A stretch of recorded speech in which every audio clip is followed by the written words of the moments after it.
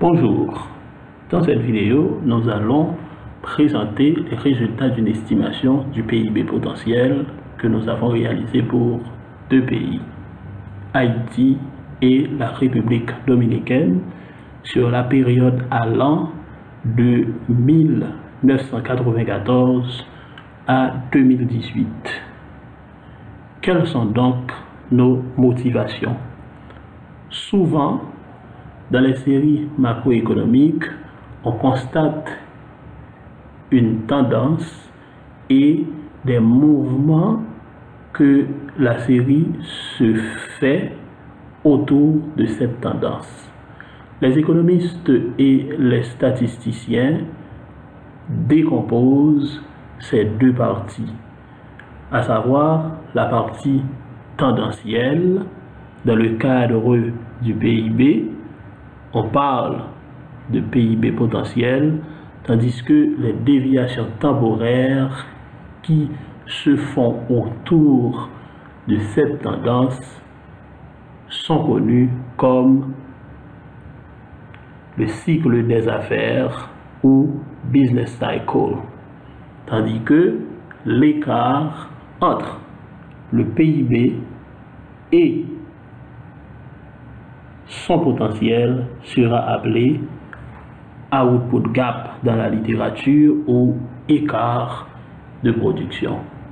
Maintenant, cet output gap, cet écart de production, si il est positif, on retiendra parmi tant d'autres que l'économie observe des pressions inflationnistes, l'économie enregistre des pressions inflationnistes, tandis que si l'écart de production est nul, c'est-à-dire le niveau de PIB correspond au niveau du PIB potentiel, l'économie est en plein emploi, tandis que si on considère un cas où l'output gap serait négatif, c'est-à-dire l'économie produit un niveau inférieur à son potentiel, à ce moment-là, l'un des problèmes, c'est que l'économie enregistre un niveau de chômage élevé. Qu'est-ce que le PIB potentiel? Le PIB potentiel, c'est le plus haut niveau de PIB, le plus haut niveau de production qu'un pays peut atteindre sans provoquer des tensions inflationnistes. Un pays peut-il produire au-dessus de son potentiel? Oui. Le PIB potentiel n'est pas le plus haut niveau que le pays peut atteindre, mais c'est plutôt le plus haut niveau de production qu'un pays peut atteindre.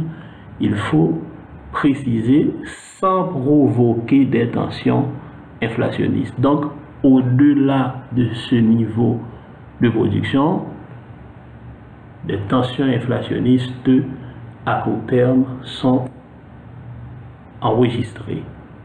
Quelles sont donc les méthodes utilisées pour estimer ce niveau potentiel du PIB? Dans la littérature, on retient 6 méthodes.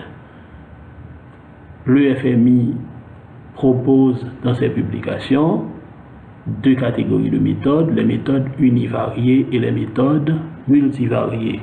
Parmi les méthodes univariées, on trouve la tendance linéaire, le filtre HP, Hodgwick-Prescott, le filtre passband,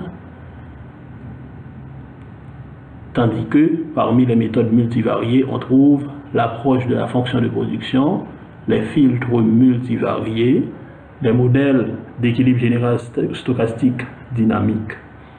Nous autres, dans le cadre de cette présentation, nous allons utiliser deux méthodes univariées pour estimer le PIB potentiel de la République d'Haïti et de la République dominicaine.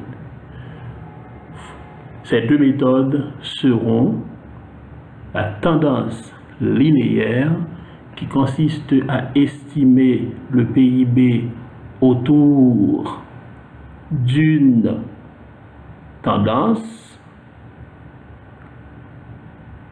et le filtre HP qui consiste à estimer le PIB potentiel à partir de cette formule mathématique que nous avons ici.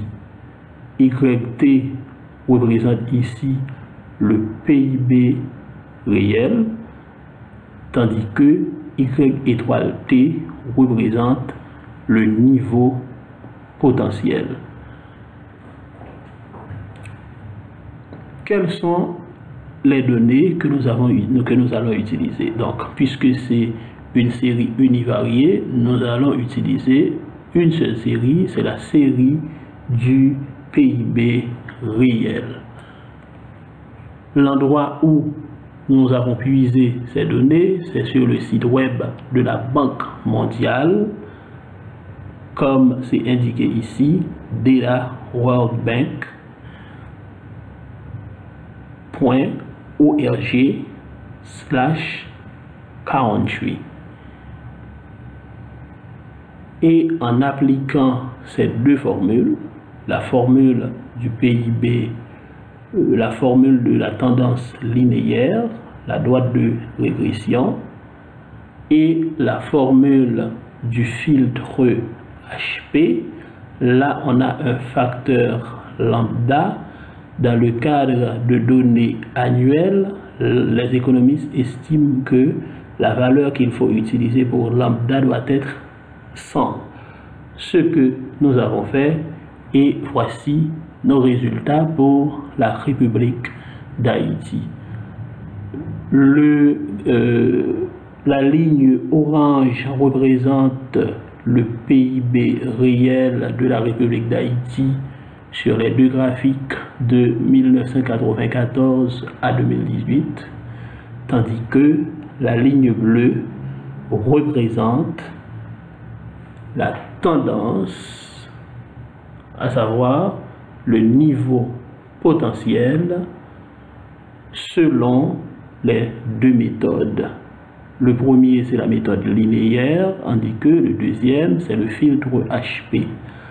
Si on compare les deux résultats, on remarque que les deux méthodes donnent quasiment le même résultat, sauf en 2017 et 2007 et entre 2007 et 2009, le filtre HP conclut que l'économie haïtienne était à son potentiel, tandis que la méthode linéaire, selon cette méthode, l'économie haïtienne était en dessous de son potentiel au cours de cette période, à savoir entre 2007 et 2009.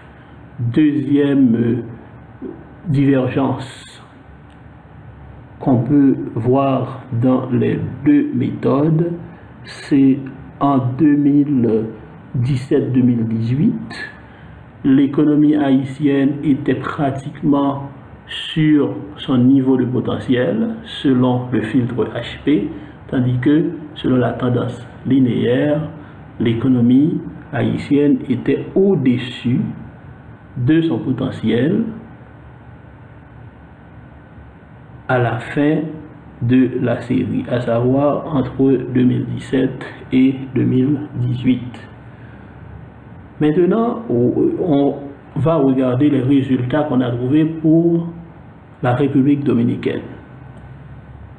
Toujours avec un lambda égal à 100 pour le filtre HP et la droite de tendance, la tendance linéaire pour la République dominicaine. Qu'est-ce qu'on a constaté? On a constaté que les deux méthodes nous disent que de 1994 à 2018, l'économie dominicaine était quasiment au niveau de son potentiel. Naturellement, il y a eu de légers décalages, mais qui ne sont pas aussi prononcés tel qu'on l'a observé dans le cadre du graphique de la République d'Haïti. Donc, si on regarde sur le graphique de la République d'Haïti, les graphiques, on voit les écarts, les output gaps, qui sont bel et bien plus visibles, tandis que, et on peut compter aussi que, par exemple, dans la tendance linéaire, que le PIB potentiel a rencontré le niveau de PIB réel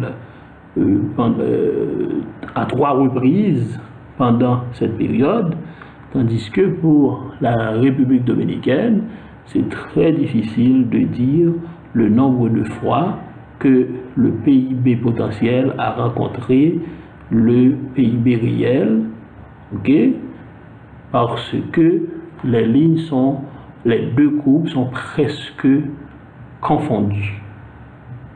Conclusion. Qu'est-ce qu'on peut remarquer à partir de ces deux graphiques? Tout d'abord, les deux méthodes témoignent que l'économie dominicaine a été plus proche de son potentiel de 1994 à 2018,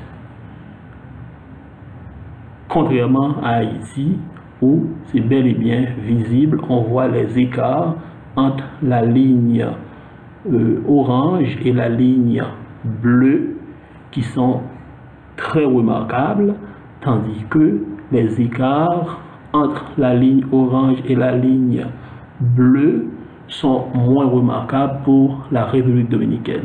Donc, cela signifie que la République dominicaine a été, le niveau de PIB en République dominicaine a été plus proche de son potentiel de 1994 à 2018.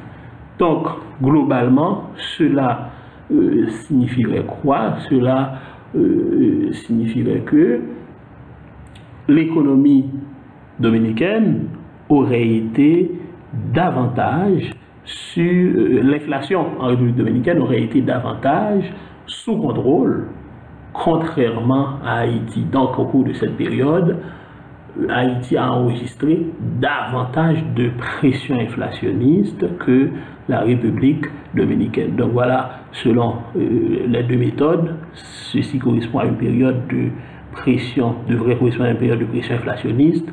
Et là encore, cela devrait correspondre à une période de pression inflationniste à chaque fois que le PIB réel, la ligne orange, dépasse son potentiel. Deuxième chose, les pressions inflationnistes, deux périodes de pression inflationniste sont remarquées selon les deux méthodes. 1997-2001, 2013-2016. Donc, les deux méthodes s'entendent pour dire que en Haïti, de 1997 à 2001, ok, bon, je peux même descendre jusqu'à 1996, c'est pas trop visible, mais 1997 c'est vraiment clair, jusqu'à 2001, les deux pays, pas les deux pays, les deux méthodes témoignent qu'Haïti aurait enregistré des tensions inflationnistes, des pressions inflationnistes. Ok.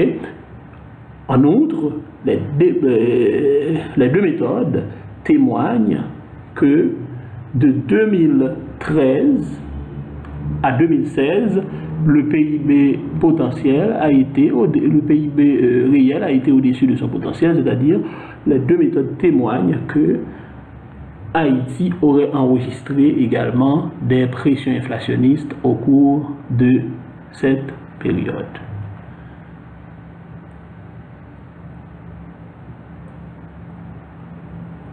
Merci d'avoir suivi cette petite présentation pour faire la lumière sur deux méthodes d'estimation du PIB potentiel. Dans une prochaine vidéo, nous verrons quels seront les résultats pour d'autres méthodes telles que le filtre passeband ou l'approche de la fonction de production ou quel serait le niveau de production de PIB potentiel dans le cadre d'un modèle d'équilibre général stochastique. Au revoir, à la prochaine pour une autre vidéo sur le même sujet ou bien un autre sujet.